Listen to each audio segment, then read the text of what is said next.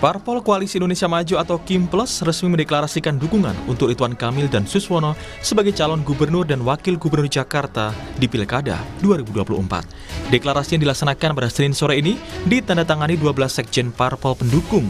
Dalam pidatonya, Ridwan Kamil menegaskan jika gubernur Jakarta dan pemerintah pusat satu frekuensi, warga Jakarta akan diuntungkan.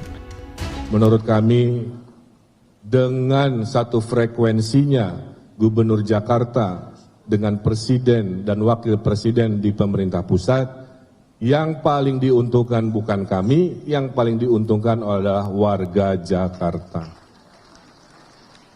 Kami akan mudah berkomunikasinya, kami akan fatsun taat pada program-program pusat, sehingga saya bayangkan 5 tahun ke depan, akselerasi pembangunan Jakarta akan berlipat-lipat karena satu frekuensinya, insya Allah kami dengan pemerintah pusat.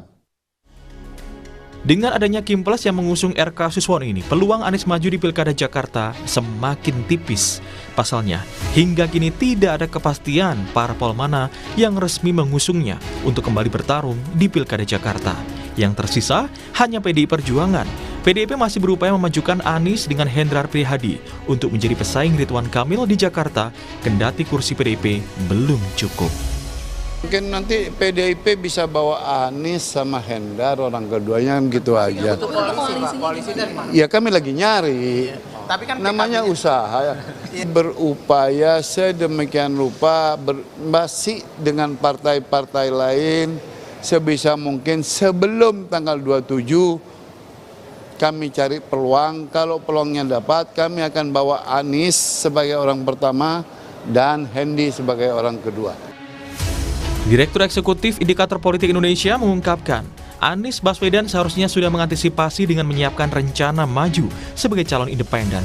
Tetapi hingga hampir penutupan masa pendaftaran, Anies juga tidak ada kepastian maju di Pilgub Jakarta. Anies sebaiknya atau seharusnya itu mempersiapkan dari awal skenario terburuk. Jika misalnya partai-partai tidak jadi mencalonkan dirinya.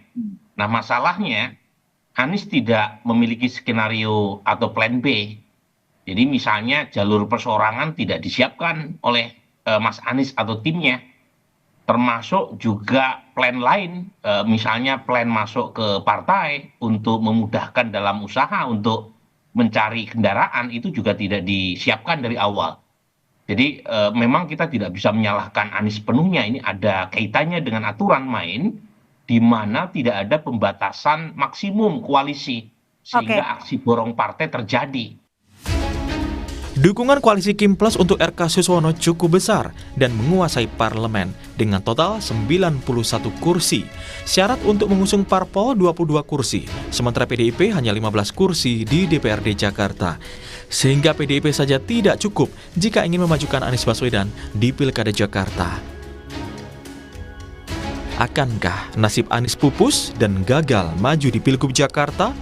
Tim Liputan Kompas TV.